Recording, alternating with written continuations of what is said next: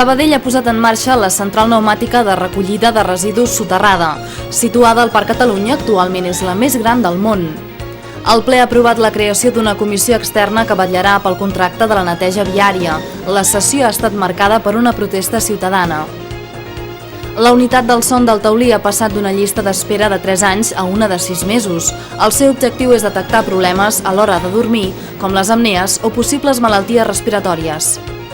Els 40 pagesos que tenen horts al costat de la C58, prop de l'aeroport de Sabadell, hauran de deixar els conreus.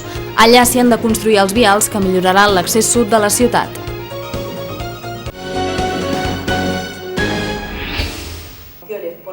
El ple municipal d'aquest mes ha aprovat la creació d'una comissió externa que vetllarà pel contracte de la neteja viària. La comissió ha de garantir la transparència del nou contracte, segons s'ha acordat al ple.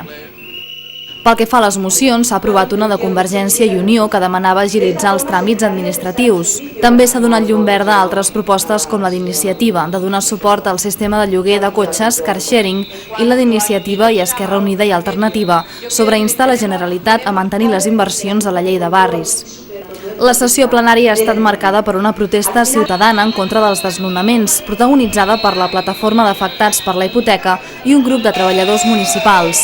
L'alcalde de Sabadell, Manuel Bustos, ha suspès la sessió durant 30 minuts pels xiulets i els crits.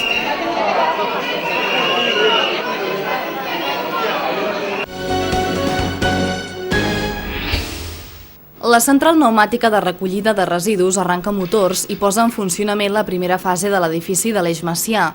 La central pneumàtica soterrada de Sabadell es converteix en la més gran del món amb 4 fraccions independents per brossa orgànica, paper i cartró, envasos i resta. Pensin que aquesta obra, quan estigui acabada, arribarà a donar servei a gairebé 10.000 habitatges. I per tant, en un espai com és l'espai central de la ciutat, que és peatonal, sens dubte el que farà és una recollida més sostenible, perquè ara en aquests moments arriba el camió, deixa els contenidors, arriba els camions que retiren les escombraries i després torna a anar al camió a recollir els contenidors. Per tant, això és un sistema que sens dubte comporta una dificultat extrema i sobretot és insostenible. Amb aquesta posada en marxa culminen les obres d'ampliació de l'edifici que van començar l'estiu passat i que han comportat una inversió de més de 3 milions d'euros, el 80% dels quals ha finançat la Unió Europea. Les modificacions han suposat l'excavació de 2 plantes, així com la col·locació de la maquinària necessària, els sistemes de filtratge i un nou sistema informàtic de gestió. L'edifici queda parcialment soterrat a més de 10 metres de profunditat i disposa d'un pont grua que gira 180 graus. D'aquesta manera s'ha pogut mantenir la planta existent i la façana actual que es troba al parc. Els contenidors compactadors situats a la planta inferior tenen una capacitat de 25 metres cúbics que equivalen a unes 10 tones de brossa. Cada fracció compta amb el seu cicló per conduir la brossa mitjançant forces de succió, un embut que separarà els residus dels corrents d'aire i el compactador que els introduirà al corresponent contenidor. Avui el que podem manifestar és que les obres ja han començat, que estan a ritme que nosaltres havíem establert tant en els acords amb les empreses com també amb l'acord amb la ciutat, que hi ha un sistema d'informació permanent als veïns i veïnes que veuen que el seu carrer estan afectat per passar els tubs i passar també tot el que és sistema, i com poden veure a la meva esquena, doncs tenen la central, que és una central que existia a la ciutat de Sabadell, que feia el servei a tota l'Eix Macià i que ara aquesta central ampliada donarà també servei al conjunt de la resta del centre de la ciutat, que és la zona afectada per aquestes millores de recollida d'escombraries. Mitjançant 5 turboextractors, la central podrà recollir la brossa a una distància de quasi 2 quilòmetres, fet que possibilitarà la col·locació de punts de recollida al centre un cop instal·lades les canonades conductores sota terra. Amb l'actuació es pretén prescindir de 300 camions de recollida de residus, la qual cosa evitaria fer uns 30.000 quilòmetres l'any en transport de deixalles, amb l'estalvi econòmic i d'emissions de CO2 corresponents.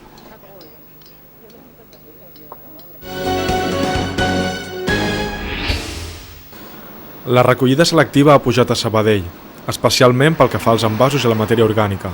El volum de residus que arriba al centre de tractament de residus, per la seva banda, ha baixat un 6,54%. Hi ha diferents lectures. La més important, la que estava explicant, era que els ciutadans i ciutadanes de Sabadell estan reciclant cada vegada més i en la qual cosa estem recuperant cada vegada més. La recollida de matèria orgànica s'ha incrementat un 3,4%, mentre que la d'envasos ho ha fet un 0,80%. De paper i cartró, no obstant, se n'ha recollit menys. Un dels motius és la crisi, ja que hi ha persones que agafen els cartrons directament dels contenedors per vendre'ls. N'hi ha una altra lectura, que és la del paper cartró. El paper cartró sí que hi ha una gran davallada en les dades, s'estan recuperant menys, però la lectura que fem des de l'equip de govern a nivell tècnic també és que no es produeix aquesta davallada perquè la gent no recicle el paper cartró, perquè ho està fent, sinó que n'hi ha, com se sap, hi ha persones que estan recuperant aquest paper cartró per utilitzar-los per vendre'ls com un modus vivendi que tenen aquestes persones que ho estan fent. Les dades d'increment de la recollida selectiva al llarg dels anys demostren que els sabadellencs cada cop estan més conscienciats i reciclen més els residus.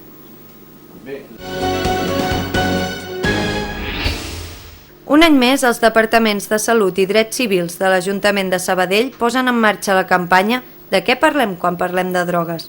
Aquesta iniciativa pretén prevenir el consum de substàncies addictives entre joves i adolescents i aprofundir en valors com la responsabilitat i el respecte. És una campanya preventiva, que com a campanya preventiva, la veritat és que dona informació, però això al llarg dels anys també s'ha vist que el donar informació no és suficient. Hem de fer alguna cosa més, no? Donar informació és l'eslògan aquell de la prevenció és cosa de tots. Sí, és veritat, és cosa de tots, però el que pretenen també aquestes campanyes, perquè ja fa anys que s'estan desenvolupant, és anar una mica més enllà. La campanya posarà especial èmfasi en el cànnabis, ja que és la droga il·legal més consumida entre els joves, però també es tractarà el consum d'alcohol i el tabac. Les substàncies que més es consumeixen, no? És alcohol i tabac, per aquest ordre, i després vindria el tema del cànnabis i ja vindria totes les altres drogues il·legals. Un altre, dintre d'aquest patró de consum, també el que s'ha vist és que els nois tontegen més amb la droga il·legal que les dones. I les noies, diríem que a part del tabac i alcohol, les drogues que més consumeixen serien tabac i tranquil·litzants. Hi ha un patró diferent entre el que és els nois i el que és les noies. De l'1 de febrer a l'1 de març es duran a terme als centres educatius diverses xerrades i activitats com gimcanes, qüestionaris i videofòrum. En aquests moments hi ha 9 instituts públics confirmats i 17 instituts i escoles de secundària concertades ja han confirmat el seu interès per participar-hi. També assessorament als propis professionals, els educadors, ja no només els mestres per una banda, sinó també els professionals que tenim a la casa, dins de l'Ajuntament, els que treballen directament amb els joves, sobretot els dels espais joves, els monitors que tenim. Per què? Perquè el tema de drogues cada dia canvia.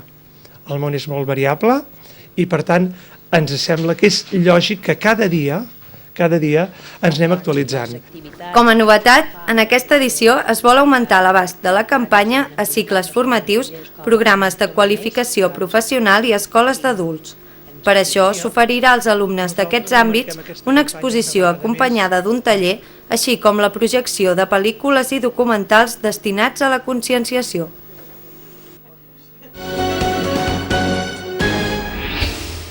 La campanya de Nadal que la Policia Municipal de Sabadell i els Mossos d'Esquadra han portat a terme a la ciutat s'ha tancat amb un balanç positiu. Les actuacions han estat orientades a augmentar la presència policial als carrers, potenciar el contacte permanent amb els comerciants i activar mesures per facilitar la fluïdesa de la circulació. Les xifres ens avalen que s'ha fet bona feina. Crec que hem treballat molt bé, a nivell delinqüencial, si més no, que és la competència que tenim Mossos i que, evidentment, Policia Municipal fa també una molt bona tasca en relació amb aquest tema.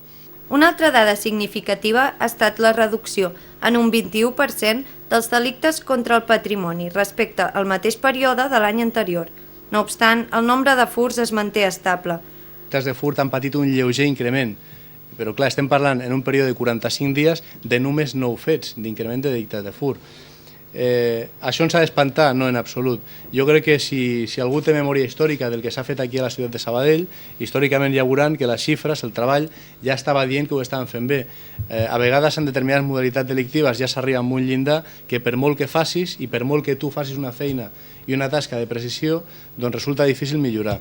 Aquest dispositiu especial de Nadal, desplegat entre els mesos de desembre i gener sota el nom d'Operació Alquímia, també ha comportat el canvi de localització de la Fira de Santa Llúcia per tal de facilitar la tasca policial. Si no n'hi ha delinqüent o infractor, ja no passarà el delicte. O sigui, és una equació. En aquesta equació, que el lloc que tu has de vigilar o a l'espai en el que el ciutadà s'ha de moure sigui més còmode per vigilar, o d'alguna manera impedeixi l'ocultació del delinqüent, és molt millor. Així doncs, s'incideix en la importància de l'experiència per millorar. Nou espai, aquest any a nosaltres ens ha permès reaccionar en algun moment amb millor agilitat i amb millor eficàcia. Era més obert, no havia tant fregament entre les persones, i això ha facilitat molt la tasca policial. No només en la quantitat d'efectius, sinó també en la qualitat i efectivitat del servei.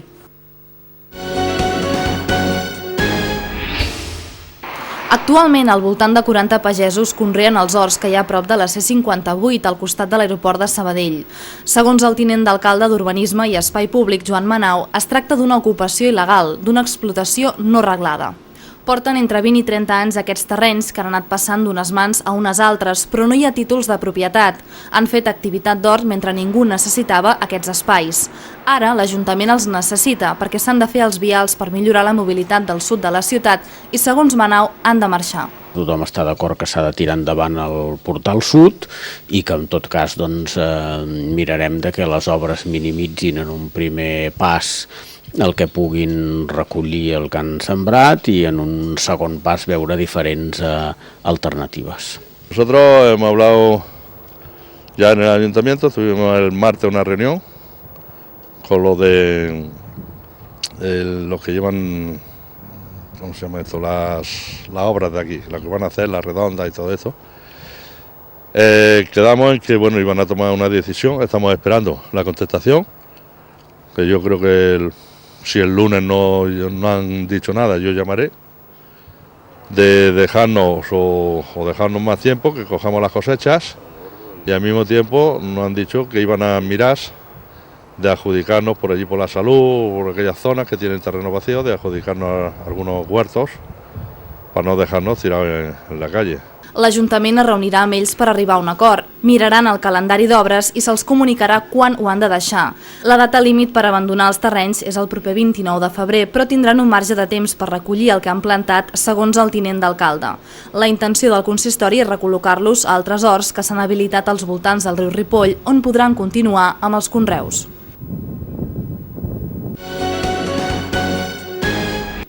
Amb el ritme de vida actual, cada cop són més les persones que tenen problemes per dormir. Per tal de posar-hi solució, al taulí hi ha la unitat del son, que s'ha traslladat de l'edifici Santa Fe al taulí nou.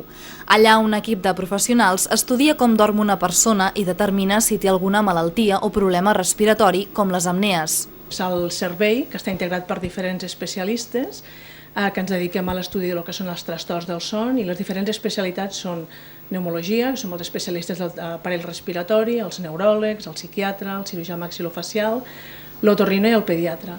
I cadascú aborda el que són els trastorns del son des de la seva vessant, de la seva pròpia especialitat.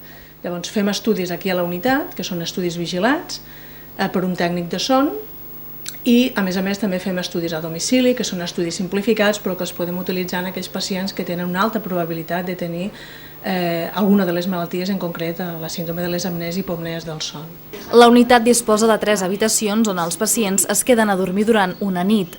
El procediment des que un pacient arriba a la unitat fins que marxa és el següent.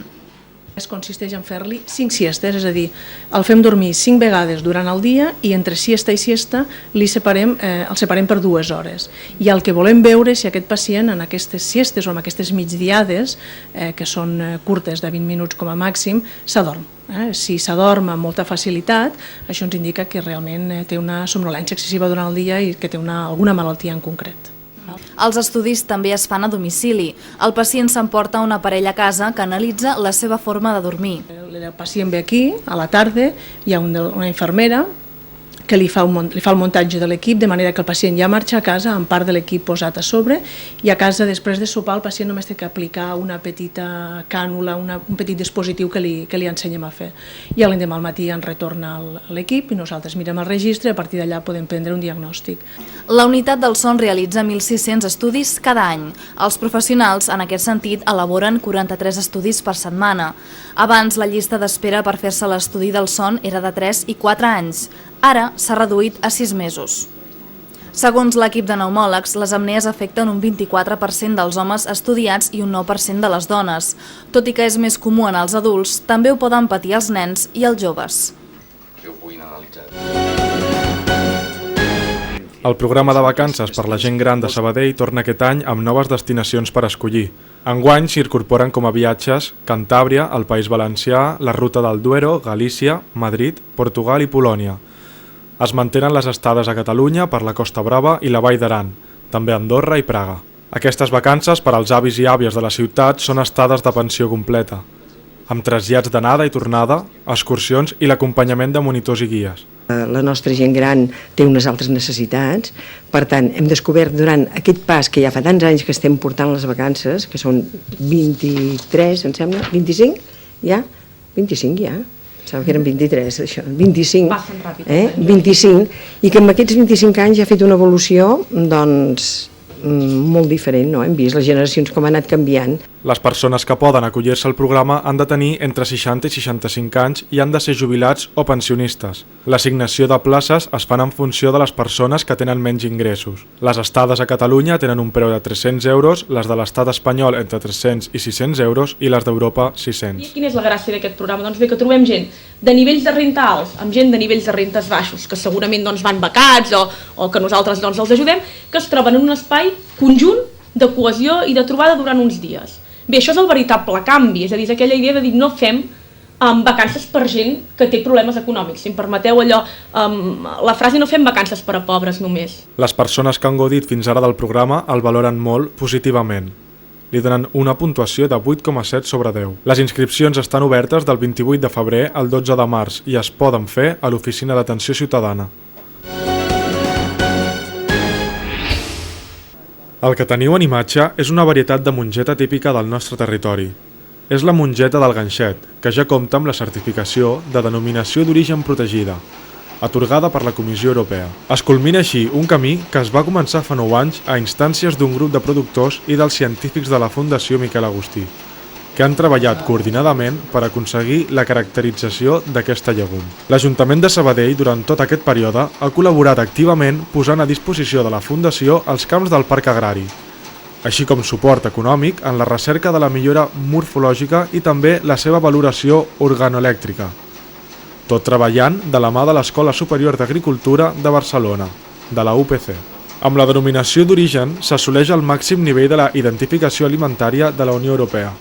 Quan es vam plantejar el fet de demanar una denominació d'origen, vam creure que era oportú per potenciar el sector, no? És a dir, la pagesia cada vegada va en retrocés, tenien que donar un valor afegit en aquestes comarques que són molt industrials i de pocs, no? Per tant, com que a les zones aquestes que estan periurbanes hem de potenciar, hem de jugar més amb la qualitat que amb la quantitat, perquè amb quantitat no podem competir, doncs hem de treballar amb la quantitat. El que intentem fer és ajudar en el productor en tot el procés, tant de producció de cultiu, com després en el procés d'envasat també. I a més intentem obrir nous mercats, posar-ho sobre el mercat. Actualment hi ha, a més de la zona d'aquí, de les comarques d'aquí, va per tot Catalunya, a altres comunitats autònomes i concretament s'exporta a 4 països de fora. La del ganxet és una mongeta blanca molt fina al paladar, pròpia del Vallès Oriental i de l'Occidental. Fins fa pocs anys era un producte més de la pagesia, que només es conreava per a consum propi. Però, tot i la reculada de l'agricultura, la producció de mongetes del ganxet ha augmentat gràcies al prestigi que ha adquirit en els darrers anys.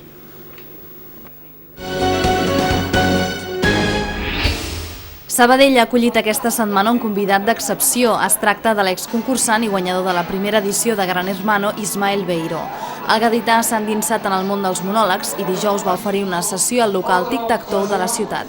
¿Desde cuándo empiezo en el mundo monólogo? Desde pequeño. Muy pequeño hacía reír a todo el mundo. Todo me pasaba a mí, me sigue pasando. Llegaban mis amigos y les decía, oye tío, ¿qué no te crees que me ha pasado? La anécdota diaria se convirtió en monólogo, el anecdotario semanal era lo mismo. Lo que pasa es que uno cuando se mete en el mundo de la comedia y del monólogo, investiga cómo hay que construir un monólogo, las herramientas, los giros, las claves, y dice, uff, esto no es fácil, ¿eh? No és la primera vegada que l'exconcursant ve a la ciutat. De fet, va ser aquí on va començar la seva gira de monòlegs per Catalunya. Mi primer monólogo en Cataluña fue en Sabadell y me trajo mucha suerte. Sí, te lo digo de verdad, ahora que lo recuerdo, que pérdida de memoria tengo. Tot i que el món dels monòlegs li agrada molt, té projectes pendents a la televisió. La presencia televisiva siempre tiene que estar, pero hay que esperar, yo creo que hay que esperar. No puede darlo todo por el todo, decir, venga, que quiero salir en televisión, que voy a contar una chorrada, no. Hay cosas, ¿verdad? Hay bastantes cosas y me han propuesto un tema que me encanta, que no lo puedo contar porque ya me han dicho que no lo cuente, que no sale. Con alguien que conocí, con el primero que pisé la casa esa famosa de Gran Hermano. Acompanyat del còmic Toni Cano, va oferir un monòleg sobre les relacions de parella i un joc d'improvisació, per al qual va demanar la col·laboració del públic. Des que es van conèixer, mantenen una gran amistat. Al no saber nada de él mediáticamente, pues hemos podido hacer una amistad de verdad. ¿Sabes? Es como conoces a alguien desconocido, pues yo a él lo conocí como... Sí, me pasa a mí lo mismo contigo. ¿Has visto? En Cataluña, todo el mundo te conoce, digo, sí, pues verdad que Toni no hace falta que es la gente que está en la tele, ya saben que no... Cada cop més els locals de Sabadell acullen monòlegs a la nit i entre setmana, una bona opció per desconnectar de la jornada laboral.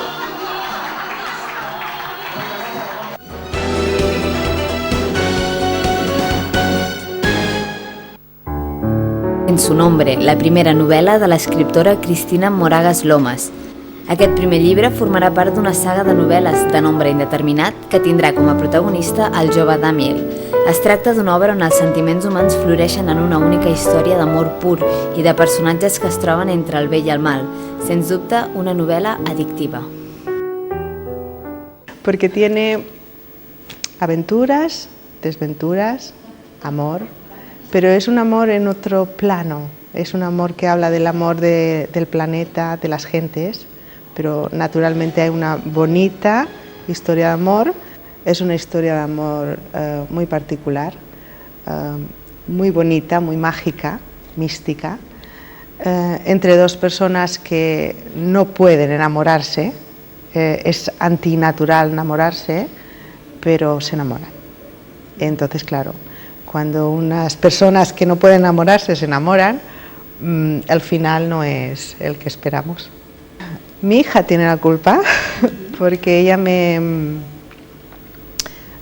enero acabó de leer unos libros muy famosos para los adolescentes sobre todo. Me dijo, mamá, tienes que leerlo.